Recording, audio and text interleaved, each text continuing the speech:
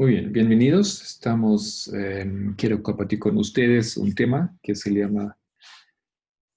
lo hemos llamado la política exterior de los Estados Unidos, pero también podríamos agregar el dispensacionalismo y en la política exterior de los Estados Unidos.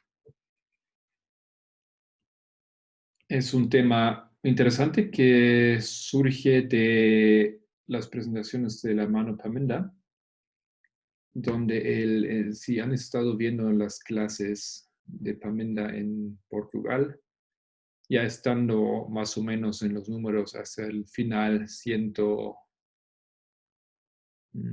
podría ver eso exactamente, 118, creo algo por ahí. Un momento. Sí, 118. Él toca ese tema. Ya lo había mencionado un poco antes, pero él llega al tema del dispensacionalismo y la conexión con la política exterior de los Estados Unidos.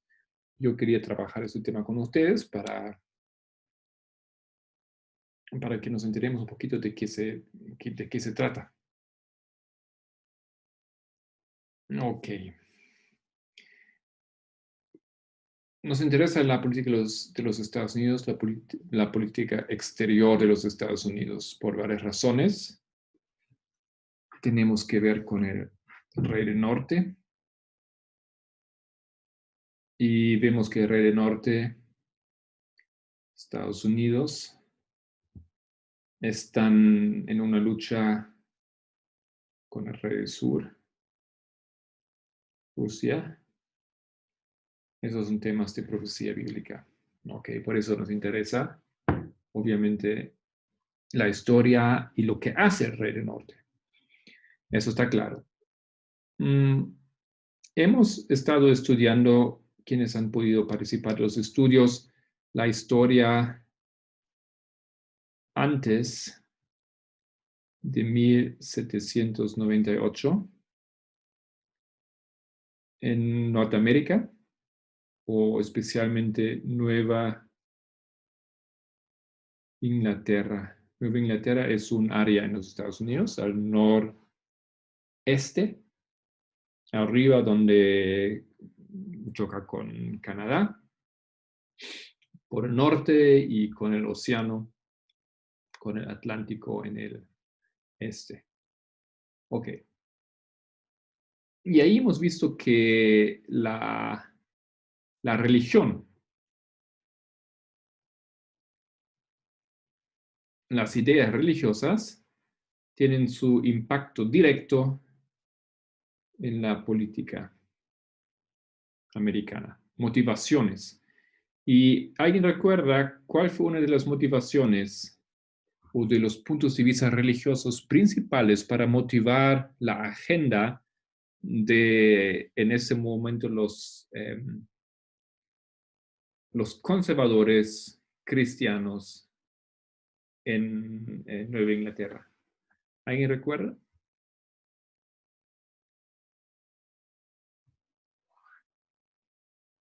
Otra vez, ¿qué convicción religiosa impactó las decisiones políticas de esos estados norteamericanos en la historia de antes de 1798? La Los esclavitud. evangelicales. Otra vez, por favor. Los evangelicales. Sí, pero ¿qué convicción de los evangelicales, si tú dices? A eso me refiero. ¿Qué es lo que los creían? ¿Y otro comentario era? La esclavitud.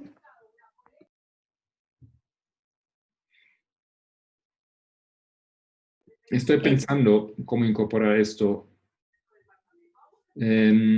Estoy buscando otra convicción.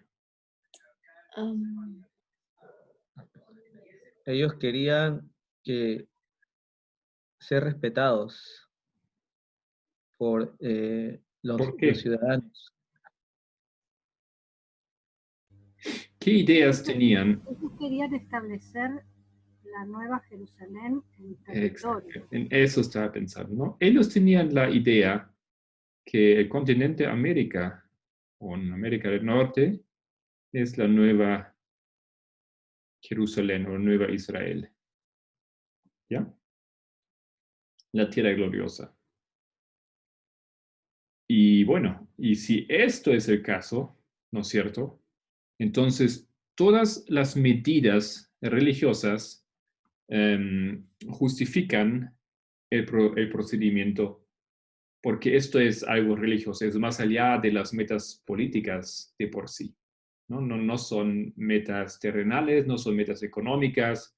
En realidad, la meta detrás de las decisiones políticas es la convicción que estamos aquí hablando de la nueva Israel. Y este fin justificaba los medios. ¿Ok? Bien, eso quería justamente recordar.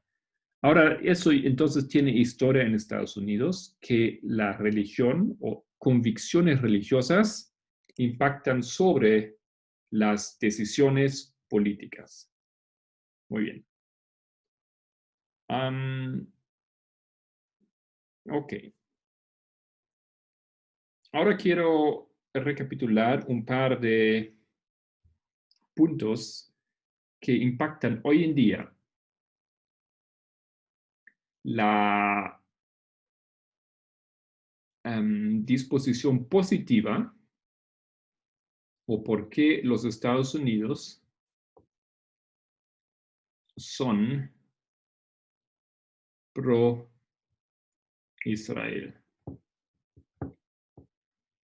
¿Ok? ¿Cuáles son los puntos o cuáles son los argumentos que podemos ver en la historia de los Estados Unidos moderna? Voy a empezar con el primer punto. Esto es que Israel tiene una democracia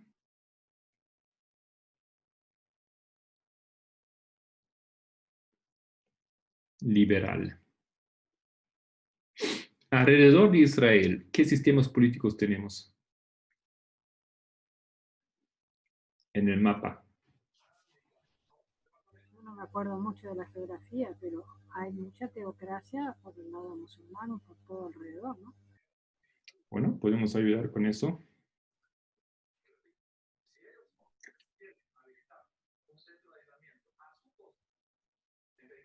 Vamos a viajar un poco aquí.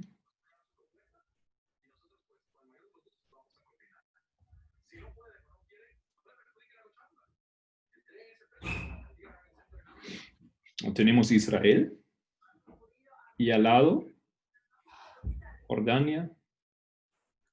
Después tenemos aquí arriba Líbano, ¿no es cierto? Siria,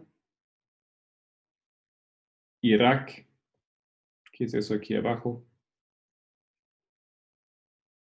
Saudi Arabia, ¿no es cierto? Esos son todos los países alrededor o cerca de Israel. Tenemos aquí la península de Arabia. Tenemos Egipto. ¿Y qué es la orientación de todos esos sistemas o esos estados?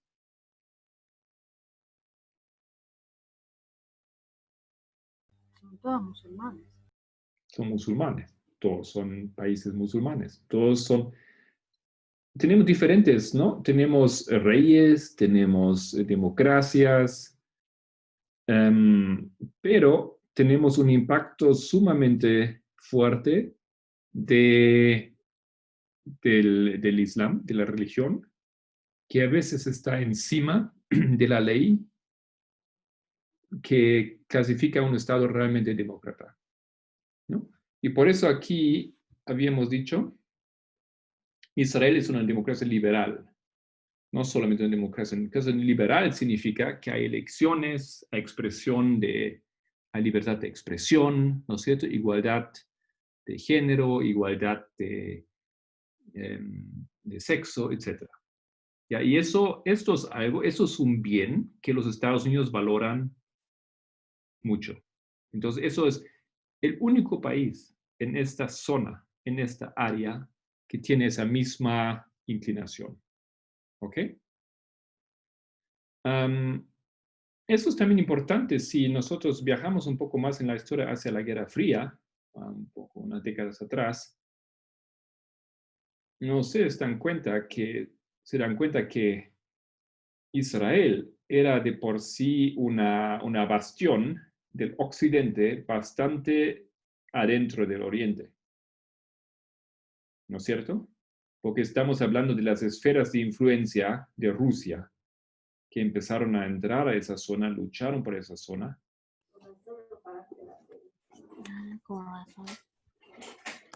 Y buscan entonces controlar eso, y ahí tenía Israel como un aliado del cual podían confiar porque era democracia liberal. Entonces la idea de los Estados Unidos es que todo ese Oriente Medio, con todos esos países, pueden tener democracias, pero no tienen estabilidad. El único país estable con quien trabajar, con que funciona a favor de los planes de los países libres o los países occidentales, era Israel. Entonces, por eso era un aliado, ¿ya? Por su orientación política. Entonces, eso es un punto. Segundo punto. Israel es étnicamente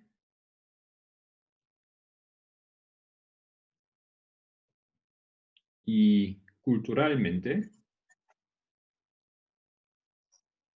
No sé, no le escuchamos, hermano Marcos.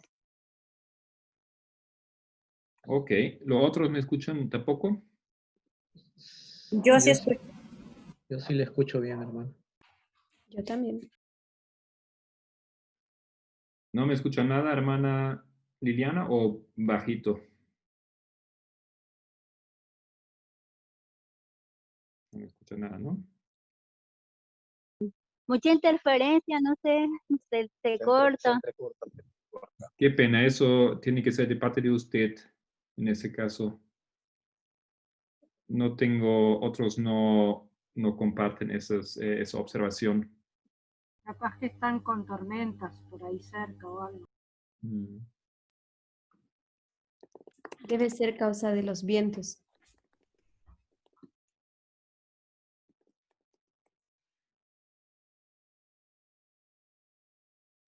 Ok, procuren a ver si funciona, tal vez mejora, si no, pueden después mirar el video que estamos grabando. Lamento esa situación, pero de aquí no puedo hacer nada. Ok, estuvimos diciendo que étnicamente y culturalmente Israel está visto como conectado al occidente. Bueno, occidente lo entiende a Israel como parte de ellos o parte de su mundo y de su historia. ¿Por qué es así? ¿Por qué ustedes dirían que lo ven así? Bueno, pienso que en parte porque fue de los que apoyó que tuvieran ese territorio y entonces se sienten obligados frente a ellos. ¿Cómo obligados? No entendí ese punto. Claro, que Estados Unidos estuvo entre los que votaron de que tuvieran ese territorio, porque antes no existía Israel. Y bueno, dentro de los que apoyaron, obviamente, la potencia que apoyó fue Estados Unidos. Hubo otros, pero chicos, que apoyamos, pero fue la potencia y entonces de alguna manera se sienten obligados porque sienten que tienen ese territorio gracias al apoyo que le dieron. Ok, ¿otra opinión? Puede ser porque, bueno, lo que yo he visto en la historia es que cuando hubo el éxodo judío, casi todos se fueron para Europa, ¿no? Y hay muchos judíos, ¿no? En casi todo el mundo. Puede ser por eso. Claro. También estoy pensando eso. Otra idea, otra teoría.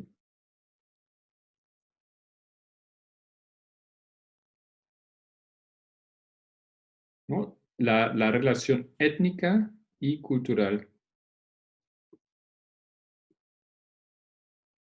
¿Cuál es la relación étnica y cultural entre Israel y, por ejemplo, los Estados Unidos?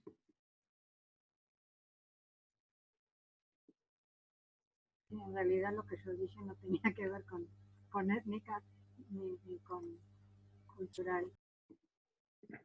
Era más bien político. Ya, ok, tal vez estaba por eso un poco no seguro si lo entendía. Ok. ¿Cuál es la relación étnica entre Estados Unidos y Israel? Y bueno, son más blanquitos que todo el resto.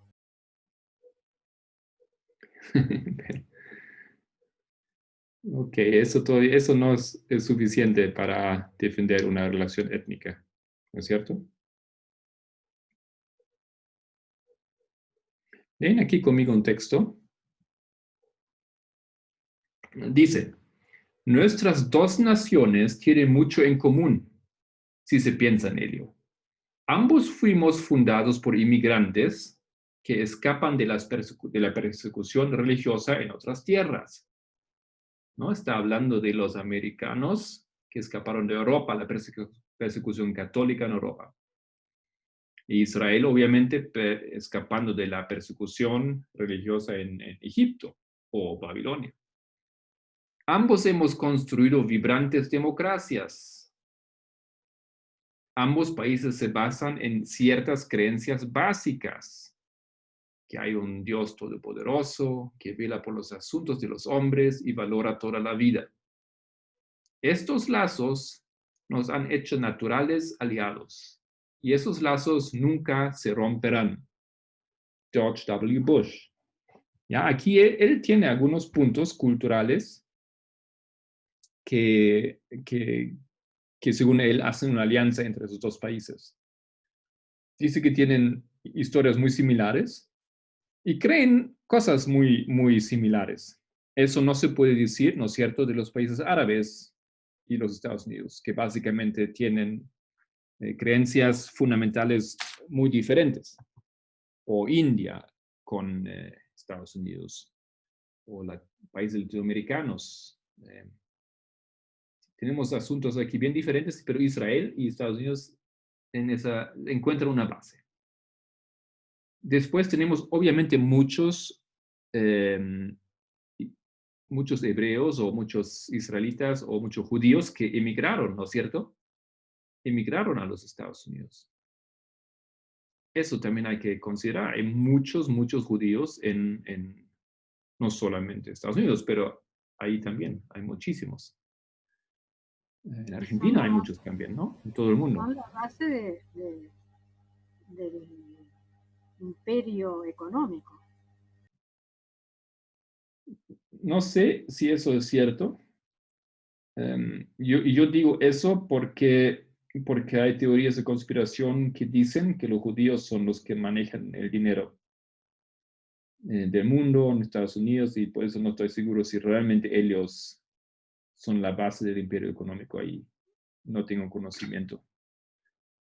Y tendría cautela porque conozco esa postura que es una postura falsa, ¿no? Es una teoría de conspiración. Pero no digo que está errado usted, hermano, ¿no? Solamente necesitaría yo un poco más fundamento de mi parte.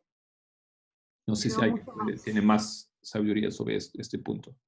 No, yo necesitaría mucho más fundamento, obviamente. Ok, entonces aquí nada más un par de puntos para entender ese punto. Estamos hablando por qué los Estados Unidos tienen esa postura, esa disposición a favor o pro Israel. Y estoy enlistando una serie de puntos. Primer punto, Israel es una democracia liberal. Esto los hace un aliado de Estados Unidos, porque los apoyan las democracias liberales en el mundo. Segundo, hemos visto, étnicamente y culturalmente son similares. Ok, hemos explicado un poco esto. Tercer punto.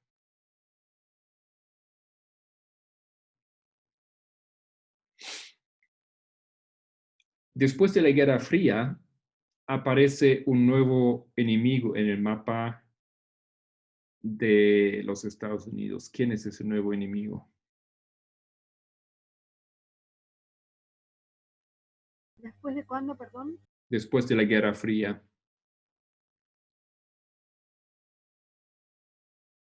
China. ¿Un enemigo? No diría. Tal vez una relación problemática, pero realmente enemigo. ¿Quién llega a ser el gran enemigo después de la Guerra Fría para los Estados Unidos?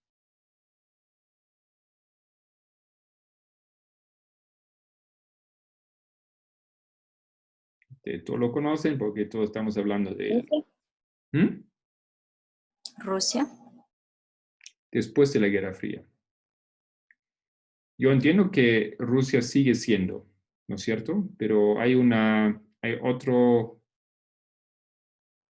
grupo, podemos decir, que Irak. aparece y llega a ser una gran amenaza. Todos esos países musulmanes. Ok, exactamente. Pero ¿qué exactamente es, si queremos ser más precisos, quién exactamente es la amenaza en esos países? Porque no todos esos países de por sí son en contra de los Estados Unidos. Y todas esas organizaciones como Al Qaeda y Ok, ¿y cómo llamamos esas organizaciones? Terrorismo. Ellos las llaman terrorismo. Ya, o los movimientos extremistas islámicos, ¿no? O islamistas. ¿Correcto? Entonces, ellos se convirtieron en un problema para los Estados Unidos, una amenaza, tal vez la gran amenaza militante contra los Estados Unidos. Por eso, tanta lucha, tanta guerra en esos países, los militares en esos países. Ok. Pero me gustó también el comentario que dijo Rusia, porque Rusia sigue siendo, y nosotros entendemos este papel de Rusia, que hace un papel diferente y tal vez más global y más importante en ese sentido.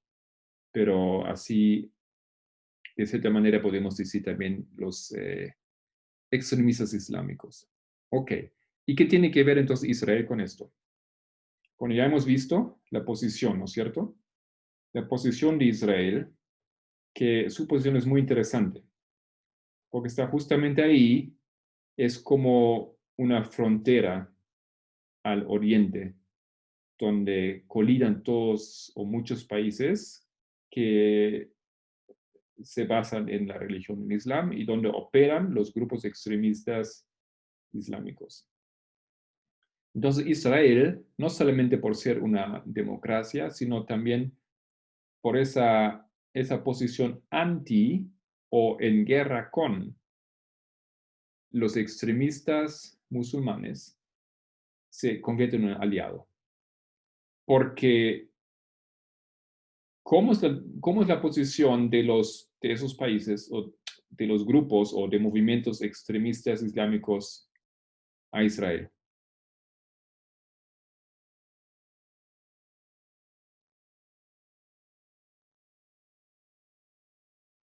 ¿Alguien recuerda un poco cómo son los eventos allá? ¿Qué relación tiene Irak con Israel? ¿Qué relación tiene los países árabes o Irán?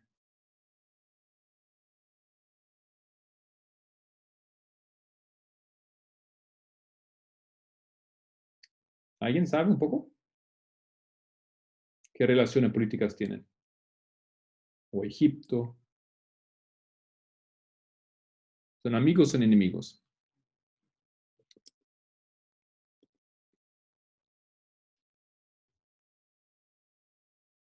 Creo que no tiene muchos amigos por ahí. Ya, aquí alguien escribió, los corbatos escriben guerra. Sí. ¿No? Son absolutamente enemigos, o sea, son una amenaza para Israel. Hay intenciones de conquistar, ¿no es cierto? Conquistar a Israel. Ellos tienen un sistema de defensa, una inteligencia, una armamento militar para defenderse de esa amenaza que está ahí muy cerca, que está a la frontera. Y constantemente está en lucha, constantemente hay ataques, hay incidentes pequeños en la frontera. ¿Por qué? Porque ellos quieren, estamos hablando de los extremistas, a veces representados los gobiernos también quieren conquistar Israel. Es su gran enemigo. ¿Por qué es un gran enemigo?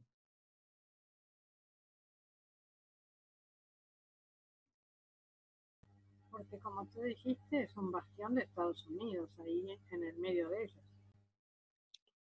Eso en realidad empieza mucho antes de la existencia de los Estados Unidos.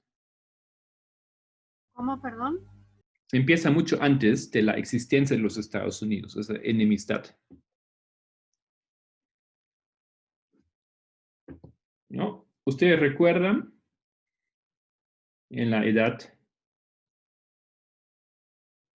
medieval? Ahí tenemos las cruzadas. ¿Por qué las cruzadas? ¿Para qué eran las cruzadas?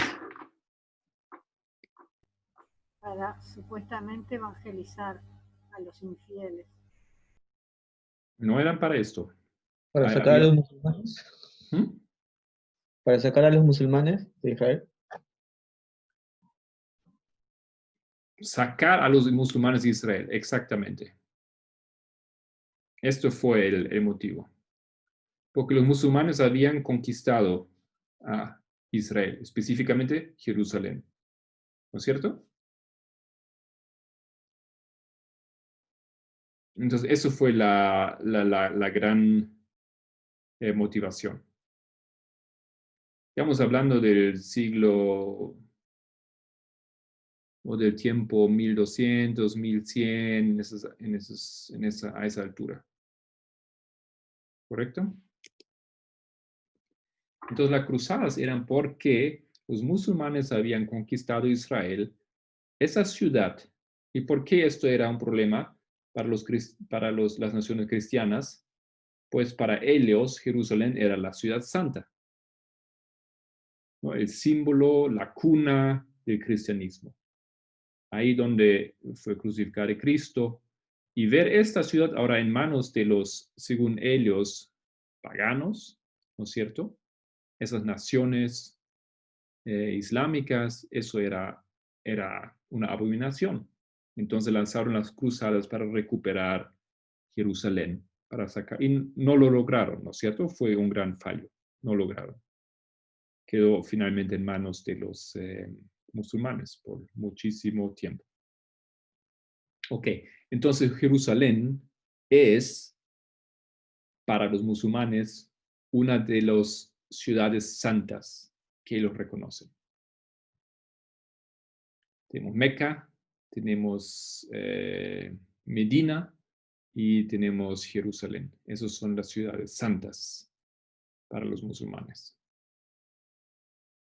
Eso tiene, después son un poco grande la historia, no vamos a repetir toda la historia aquí, ¿no? Pero solamente para recordar un poco. Entonces tiene una larga historia. Y claro, entonces lo que simplemente quiero decir, no quería hacer eso demasiado largo, Israel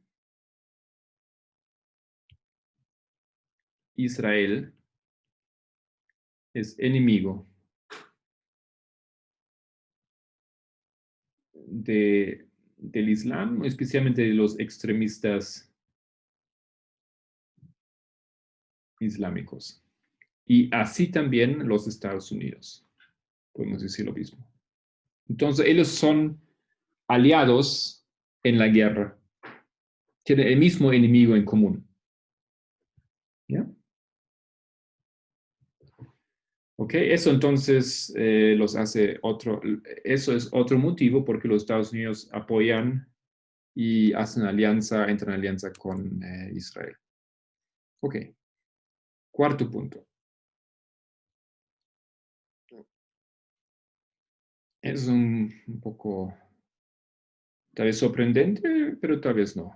Ese punto se llama la deuda o, sí, creo que eso sería la buena traducción, una deuda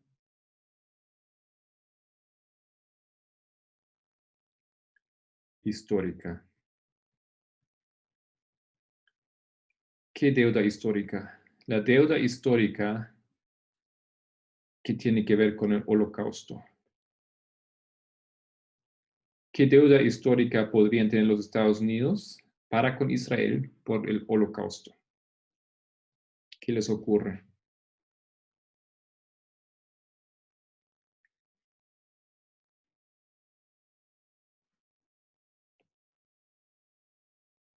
Y de hecho, no solamente por el Holocausto,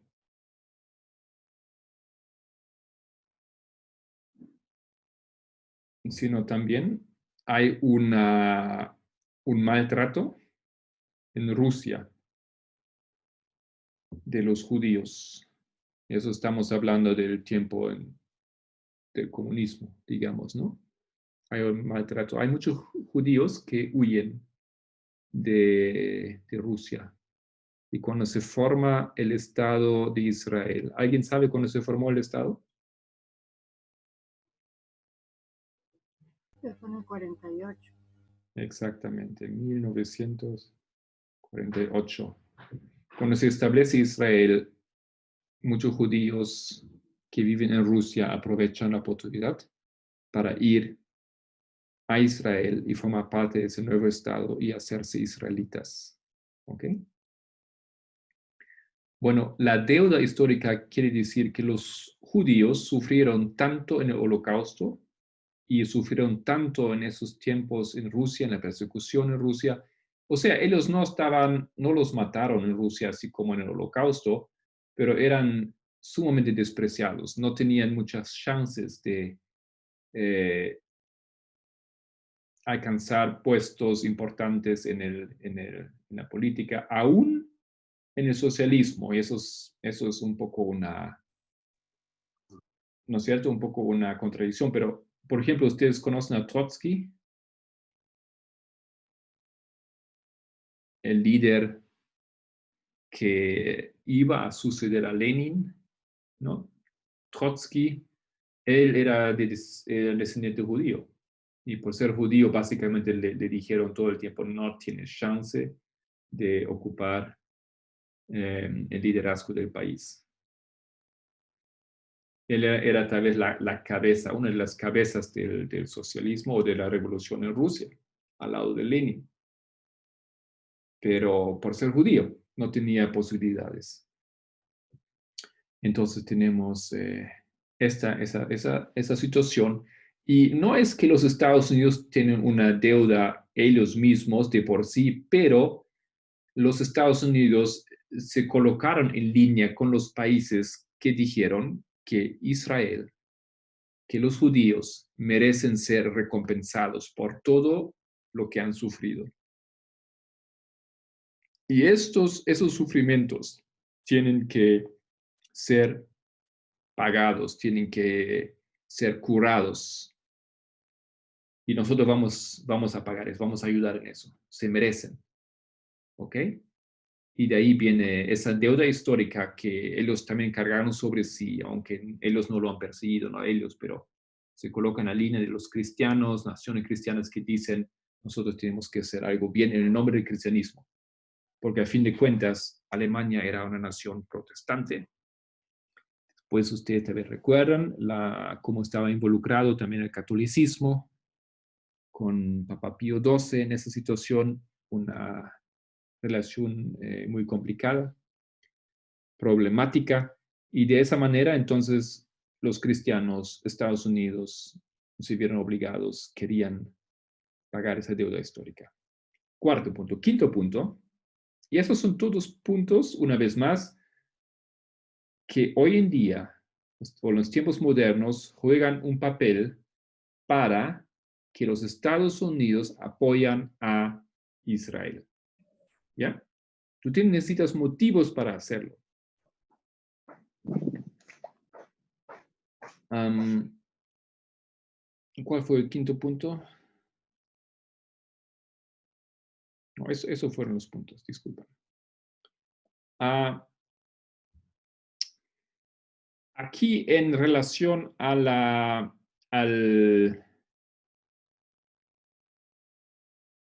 eso eran los puntos, son 4 nomás. Pero en relación al Islam, amenaza del Islam,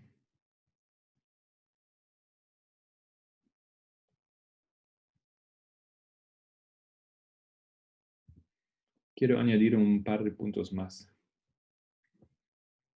Resulta que Israel tiene un servicio secreto sumamente efectivo. Es considerado uno de los mejores, si no el mejor servicio secreto que existe. ¿Cómo se llama? ¿Alguien lo conoce? ¿Conoce su nombre?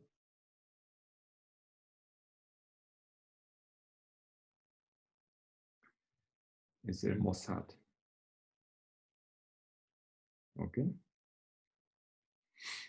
Bueno, ese servicio secreto ha estado trabajando por Israel en esa situación que Israel está aquí. ¿No es cierto? Un país chiquito en medio de un mar de enemigos. Grandes naciones, Egipto, Irak, Irán, Siria, todos alrededor, Arabia Saudita, los países árabes, todos amenazando, digamos, la libertad y la existencia de ese pequeño estado ahí. Entonces Israel tenía que recurrir medios sumamente efectivos para defenderse. Uno de esos medios, con mucho éxito, ha sido el servicio secreto de Mossad. Han hecho muchas cosas, han logrado muchas cosas y han ayudado a los Estados Unidos también. ¿No? Por su acción, por su actividad, ellos han podido frenar, prevenir, alertar a otros de los planes, de las amenazas de los vecinos estados islámicos. ¿Ok? Entonces, eso es algo donde Israel y Estados Unidos han estado trabajando juntos. Tienen excelentes habilidades antiterroristas, simplemente porque ellos crecen con esa experiencia. Están en la situación, su sobrevivencia depende de poder frenar a las acciones bélicas, a los planes de invasión, a los planes de ataque de sus vecinos, porque no hay como escaparse ahí en ese pequeño país, ¿no? Tan cerca de esas otras naciones. Ok. Otra cosa es que Israel tiene una industria o tecnología de guerra, industria, ¿cómo se llama? Bélica o militar, ¿no? Armas. Armamentista. ¿Armamentos? Armamentista. Armamentista. Entonces, una industria armamentista bastante avanzada. O sea, está ahí en línea con las otras naciones grandes, Estados Unidos, Rusia, Francia, Alemania, ahí entre los mejores, entre los que producen armas más avanzadas, tecnología sumamente avanzada. Israel es una pequeña nación. ¿Por qué? Por la necesidad de sobrevivir, ¿no? Están forzados de ese punto de vista de producir esto y lograr esto. Y claro, eso es interesante para Estados Unidos y para los otros países, especialmente Estados Unidos, porque Estados Unidos están, una vez más, en la misma situación. Son atacados por el Islam extremista. Y después, en general, los logros científicos.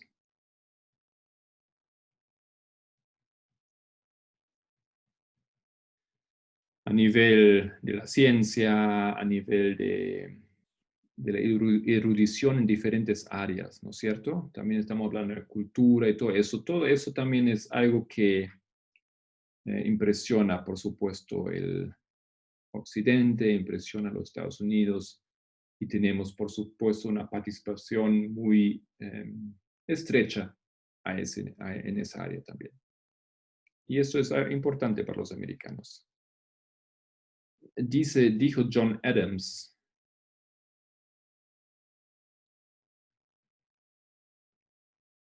dijo, insisto que los hebreos han hecho más para la civilización del hombre o del ser humano que cualquier otra nación.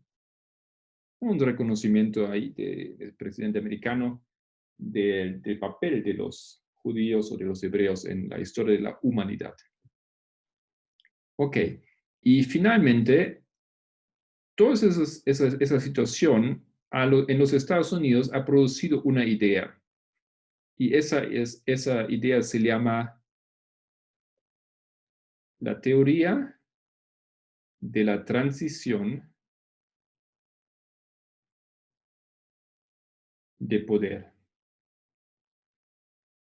¿Qué significa esto?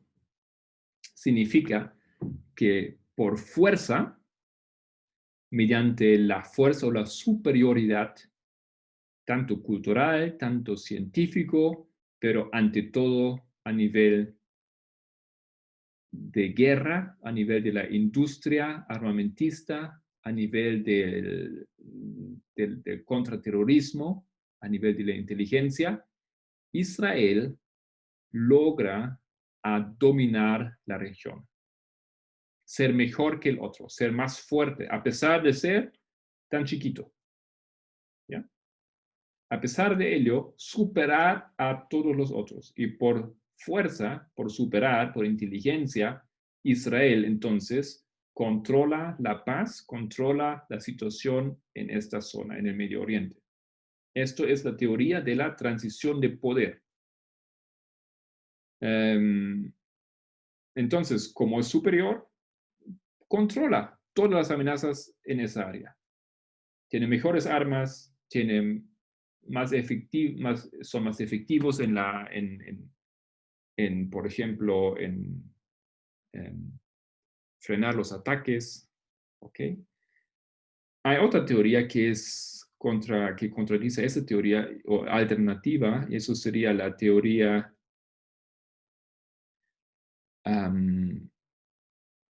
del balance de poder o de poderes, ¿ya? Donde podemos tener varios grandes y que simplemente se balancean, se entienden, se arreglan, hacen pactos, intercambian. ¿Ok? Estas son dos teorías diferentes, pero los Estados Unidos empujan esa teoría de la transición de poder en Israel.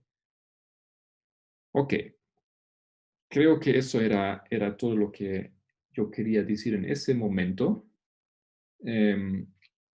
Y para la siguiente clase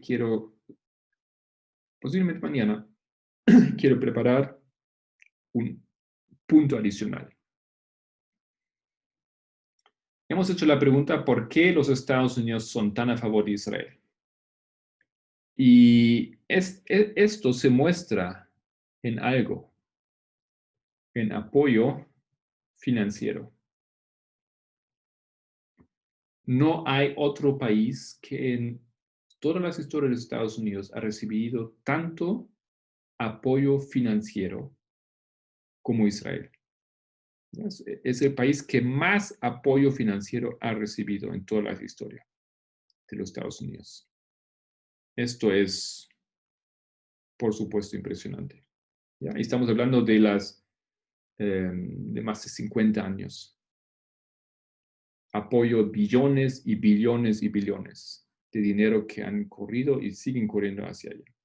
Justamente para apoyar todo eso, para apoyar la industria bélica, para apoyar esa teoría o ese plan de la transición de poder. Necesita dinero. ¿Ok? ¿Por qué han hecho eso?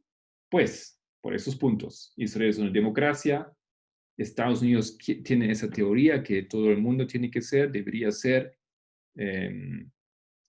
demócrata. Se llama la teoría de la democracia universal, ¿ya? Eso es un plan, es una meta de la política exterior de los Estados Unidos. Después, las relaciones o las similitudes étnicas, los enlaces étnicos y culturales entre los dos países. Hemos visto una cita de George Bush. Después, el mismo enemigo, los extremistas islámicos. Ambos luchan contra ellos, ambos se ven amenazados por ellos. Eso los colocan alianza. Después tenemos ese punto de la deuda histórica. Hay que reparar lo que han sufrido ellos, se merecen ayuda, se merecen apoyo. Hemos añadido algunos puntos a la amenaza del Islam que se materializa en actividades de un muy buen servicio secreto. ¿No? Los argentinos conocen un poco esa historia, ¿no? Cuando el servicio secretamente entró en el país para llevarse un nazi que se estaba escondiendo por ahí y lo ejecutaron después en Israel. ¿No? Eso es una de esas famosas acciones de ese servicio secreto que logran hacer semejante cosa en otros países inclusive. Ok, pero ahora viene el punto que a nosotros nos interesa. Estamos preparando un terreno, pero lo que nos interesa especialmente, eso fue que Pamenda destacó para con nosotros, es que hay otro punto. Y ese punto es un punto tal vez no bien conocido y al mismo tiempo el punto más importante para el apoyo americano para Israel. Y ese punto se llama la teología de la dispensación.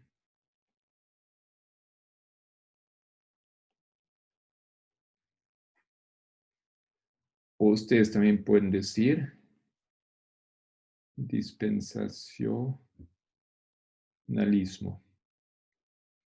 Ahora, ¿qué tiene que ver la teología de la dispensación con la ayuda o el apoyo americano para Israel? ¿No? Y eso va a ser el tema para nuestra próxima hora, pero simplemente quiero entrar un poquito al tema para preparar también esta segunda parte y ese punto que sería el punto número 5, ¿por qué los Estados Unidos apoyan? Y es el punto más importante posiblemente. Ok, una cosa que tenemos que aclarar en la siguiente hora, hay diferentes ideas de dispensación o corrientes de dispensación. ¿Alguien tiene su micrófono?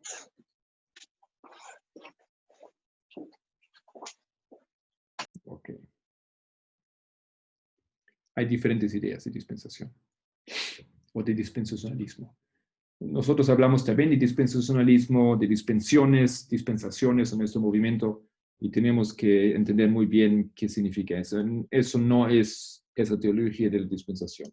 La teología de dispensación es toda una construcción que tiene que ver con toda la historia de la humanidad.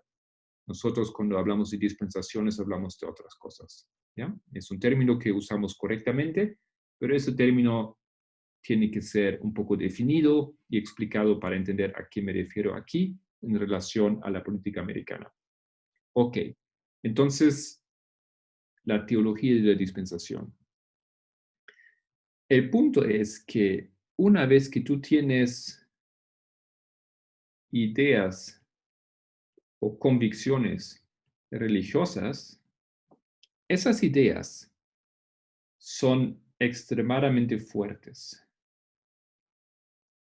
Siempre. ¿Por qué? Porque es lo que tú crees, es lo máximo en tu vida, es tu destino, es tu salvación, tu religión. Es más allá de tus metas, tal vez hasta económicos, ¿no es cierto? O ideas de esferas de influencia que tú quieres construir como nación. La religión es más allá y todo esto posiblemente sirve para alcanzar las metas religiosas. Entonces, las ideas religiosas, las convicciones son fuertes, son conectadas a ese término, a pasión, ¿no es cierto? O nos apasionan esas ideas, nos hacen apasionados. Y por lo tanto, tienen una fuerza que logra dar prioridad a sus metas. ¿Qué quiere decir eso? Si yo tengo una religión, una idea religiosa sobre Israel, estamos hablando del Estado de Israel hoy en día, si tengo una convicción, entonces esa convicción religiosa tiene un impacto mucho más fuerte, tiene una prioridad, por ejemplo, sobre mis ideas económicas para con Israel, o a nivel de la ciencia, o a nivel de la cultura, ¿no es cierto? Entonces, eso quiere decir, eso es ahora lo que hace ese punto tan especial y tan fuerte y más importante que los otros. Porque las ideas religiosas simplemente pueden barrer y pueden superar o imponerse a todas las otras convicciones y otros puntos o motivaciones. Ok. Ahora, esas ideas religiosas, ¿cómo llegaron a impactar la política americana? Pues tenemos varios caminos. Primero es la opinión pública o la opinión del pueblo. A fin de cuentas, el gobierno tiene que cumplir la opinión pública, o tiene que seguir o responder a la opinión, al deseo del pueblo. Si los americanos son dispensacionalistas o creen esa teología de la dispensación, entonces eso va en algún momento impactar la política americana, también hacia afuera. Y tal vez aquí un dato, a ver si lo tengo anotado. Esto resulta en que hoy en día se podría decir que son más o menos 30 millones o 30 millones americanos que apoyan Israel por sus ideas o convicciones dispensacionalistas. Eso es mucha gente, ¿no es cierto? Eso no es un número pequeño. Entonces, eso es algo que un estudio aquí que estoy compartiendo y después voy a colocar también el enlace aquí en nuestro chat, ha encontrado. Eso es un estudio de 2008. Hecho una tesis, si tengo entendido bien. Yeah.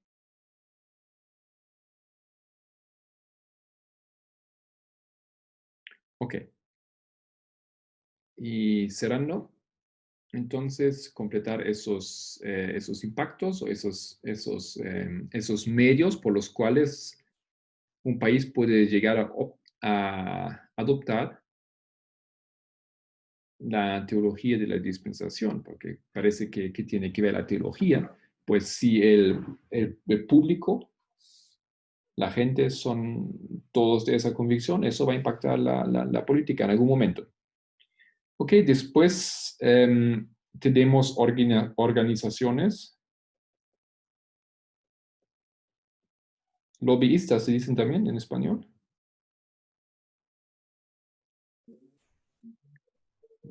No estoy seguro. Aplica, ¿Es correcto? se aplica como palabra en inglés. No, esos son organizaciones que trabajan a favor de cierta meta. ¿no? Y esas organizaciones lobbyistas en este caso serían organizaciones que trabajan a favor de Israel y quieren lograr esto, porque son dispensacionalistas. Las organizaciones pueden ser organizaciones de científicos o ¿no? Gente de grupos religiosos, de diferentes denominaciones, ¿no es cierto? O comerciantes, pero ellos empujan esa idea a través de su organización. Entonces, esas organizaciones tienen su impacto, trabajan y son escuchados también por el gobierno.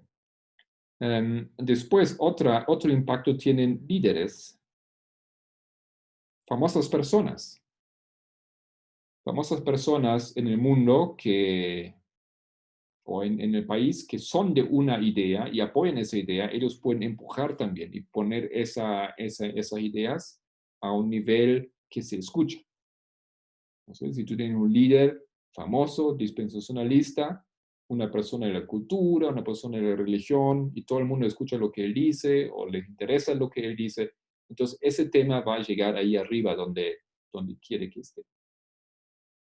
Y pues ha habido eso, hay eso, por supuesto, para el dispensacionalismo.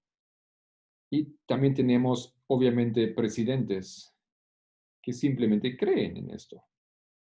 Si el presidente es dispensacionalista, pues, ¿qué va a hacer él? Él va a empujar su convicción a esa dirección. ¿Y por qué piensan ustedes que Donald Trump ha tomado esas medidas a favor de Israel? Reconociendo, ¿no es cierto? Colocando su embajada allá en Jerusalén, etcétera. Todas esas medidas que él ha tomado. Si el presidente es de esa inclinación, eso va a tener impacto. Ok. Entonces quiero parar aquí y mañana, Dios mediante, compartir con ustedes los detalles de la teología de la dispensación y cómo esto impacta entonces la política americana.